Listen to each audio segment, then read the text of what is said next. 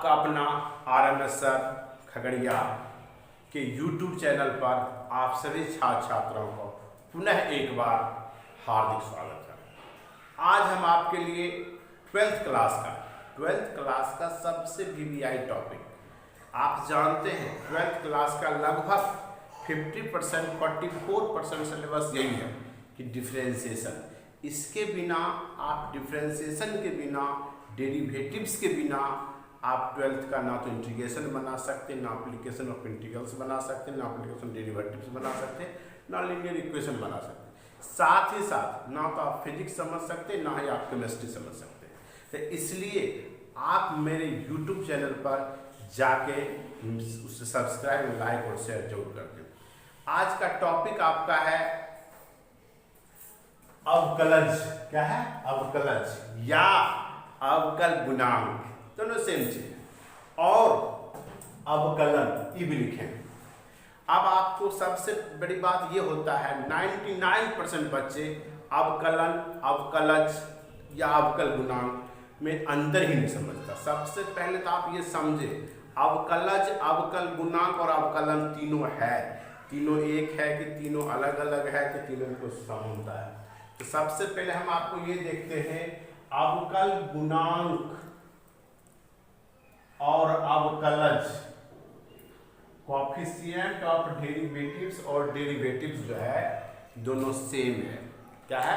Same है, एक ही है। और अवकलन अलग होता है। अवकलन क्या होता है? अलग होता है। आप मान लीजिए कोई भी फलन है, उसका जो उत्तर होगा, मान लीजिए कोई क्वेश्चन है, उसका जो उत्तर होगा वह उसका अवकलज कहलाता है या अवकल गुणांक कहलाता है। और उत्तर तक जाने में, प्रश्न से उत्तर तक जाने में जो प्रोसेस अपनाते हैं वो प्रोसेस अवकलन कहलाता है।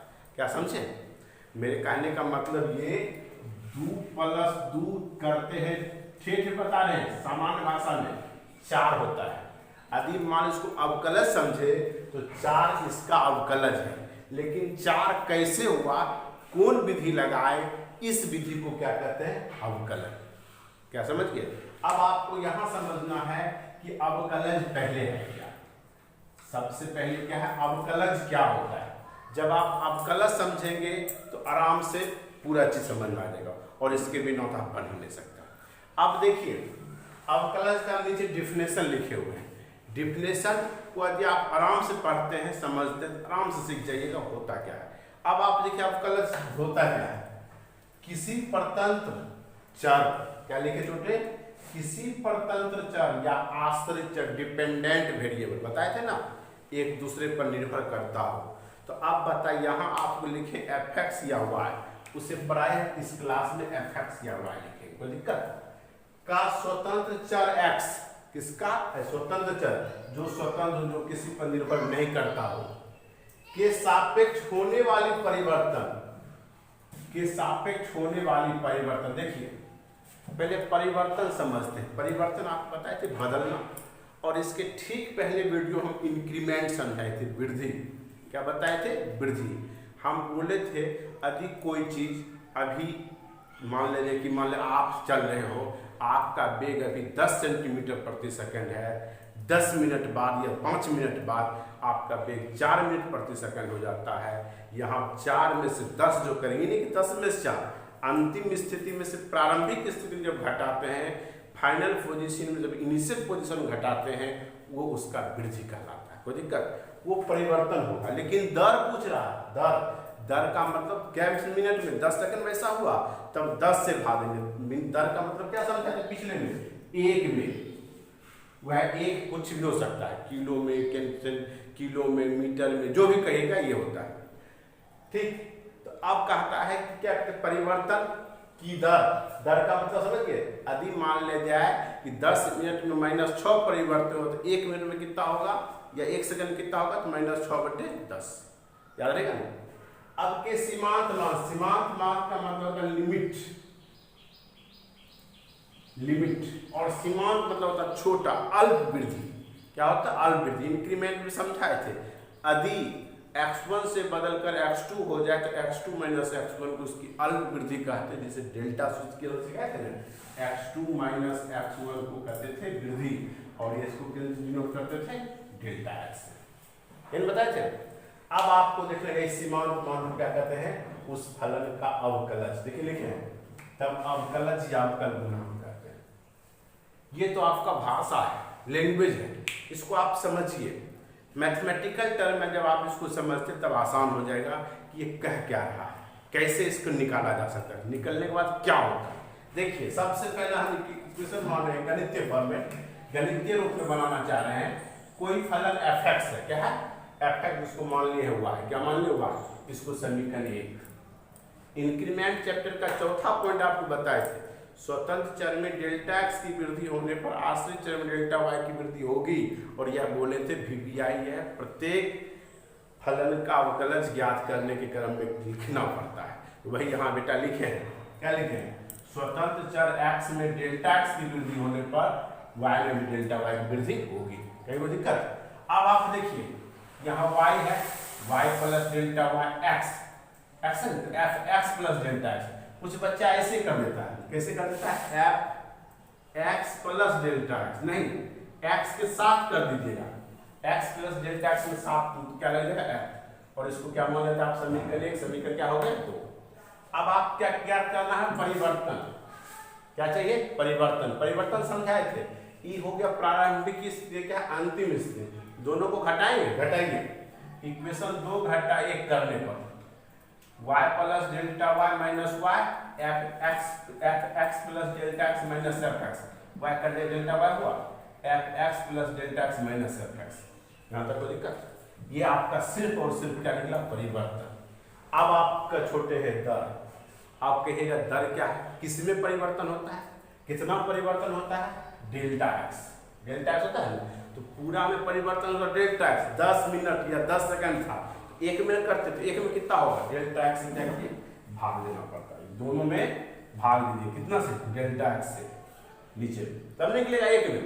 अब आपको कहता सीमांत मान, कौन मान हो, सीमांत मान। सीमांत मतलब होता है लिमिटिंग वैल्यू, LIM। अब क्या लिखते, टेंस टू 0, हम बोले थे अल्प वृद्धि होती है, बहुत छोटी, छोटी का मतलब टेंस टू क्या हो गया 0, टेंस टू क्या हो गया 0। अब यहाँ तक तो कहीं कोई दिक्कत नहीं। अब जो ये निकलेगा छोटे, ये जो बेटा निकला है वह फलन y का या f(x) का अवकलज है, क्या है, ये जो निकलेगा फलन y या f(x) का अवकलज है। अब देखिए इसको सूचित कैसे करते हैं, खास करके इसको देखिए, limit delta x tends to 0 dy/dx को सूचित किया जाता है छोटे dy/dx, क्या है, dy। डेल्टा और डी मानता समझिएगा, डेल्टा का ऐसे घुमा के लिखते हैं, इन्हें की दोनों के सर सेम है, ये दोनों कभी अलग अलग, ये दोनों अलग अलग है, समझ गए। तो अब याद रखेंगे, इस पूरी यहाँ पे कैसे लिख दिया है, limit delta x tends to 0 dy/डेल्टा y डेल्टा x को dy/dx से सूचित करते हैं, डिनोट करते हैं। तो इसके बदले क्या हो गया ये, और यहाँ पे पूरे लिखा गया। तो अब आप कह सकते हैं y का x के सापेक्ष अवकलज क्या हो गया, ये एक तरह से फॉर्मूला, क्या बना, फॉर्मूला, या f(x) का क्या अवकलज निकला, ये क्या है, अवकलज, कहीं कोई दिक्कत, ये इसका y का क्या है, अवकलज है, किसके सापेक्ष, x के सापेक्ष, कहीं कोई दिक्कत। अब आप तो क्या सीखिए, limit delta x tends to 0 dy/dx को क्या हमेशा dy/dx से सूचित करते नहीं, इसके साथ साथ f'(x) भी लिखते या y' भी लिखते, y1, ये चारों सूचित करते। आप जब पढ़ेंगे मैथमेटिक्स का ये डिफरेंशिएशन अलग अलग चैप्टर में, कभी ये रहता है, कभी ये दोनों मिला के 90% रहता है, ठीक है, और ये दोनों थोड़ा कम रहता है, लेकिन डिनोट सबको एक एक करते हैं, ठीक है, कहीं कोई दिक्कत। अब आपको देखने हैं, अब इसको पढ़ते dy/dx, इसका मीनिंग क्या होता है, जनरली मीनिंग भूल जाइए। इसमें कहता है कि y में x के सापेक्ष परिवर्तन, अवकलज, y का x के सापेक्ष क्या है, अवकलज, ये जो निकलेगा y का किसके सापेक्ष अवकलज है, x के सापेक्ष, डेरिवेटिव के सापेक्ष, x के सापेक्ष, क्या कोई दिक्कत। अब देखिए अवकलज निकालने की विधि को हम आपको पिछले भी समझाए, यहाँ y का प्रोसेस यहाँ से चले यहाँ तक आया ना, यहाँ से लेके यहाँ तक जो प्रोसेस है, जो विधि अपनाए, जो कैलकुलेशन किए हैं, इस पूरे प्रोसेस को, इस पूरे प्रक्रम को अवकलन करते हैं, क्या कहते हैं, डिफरेंशिएशन। क्या बोलते हैं बेटा, डिफरेंशिएशन, कहीं कोई दिक्कत, क्या कहते हैं, डिफरेंशिएशन। अब देखिए अब जो इस विधि से निकालते हैं, ये जो विधि होता है, जिस विधि से अवकलन निकाले हैं या अवकलज निकाले हैं, उसको तो निकालने की विधि को अवकलन कहते हैं। और इसमें दो नाम होता है, दो तरह का नाम, एक होता है प्राथमिक, एक होता है द्वितीयक। और यहाँ जो हम पढ़ रहे हैं इसको प्राथमिक मेथड कहते हैं, प्राथमिक या प्रथम सिद्धांत विधि, फर्स्ट प्रिंसिपल मेथड कहते, क्या कहते हैं, प्रथम सिद्धांत विधि से अवकलज ज्ञात करना। ये जो पूरा है इसको कहते हैं प्रथम। कभी कभी दूसरा आएगा, तीसरा आएगा, जो डायरेक्ट फॉर्मूला की सहायता से बना लेंगे उसको कहेंगे दूसरा, फॉर्मूला की सहायता से, याद रहेगा, कहीं को दिक्कत। अब आपको देखना इतना को, अब इस पूरे को क्या दूसरा कुछ और पढ़ते हैं, हाँ बेटा इसका कुछ और पढ़ते हैं, क्या पढ़ते हैं, प्रथम कोटि का अवकलज, क्या कहते हैं, फर्स्ट ऑर्डर डिफरेंशिएशन। क्या बोलते हैं, फर्स्ट ऑर्डर डिफरेंशिएशन, dy बटे ds f dash x y dash y1 क्या बोलते हैं, फर्स्ट ऑर्डर डिफरेंशिएशन। कहीं कोई दिक्कत, तो आप अवकलज का अवकल गुणांक जो दोनों एक ही है, इस पूरे का निकालने सीखे।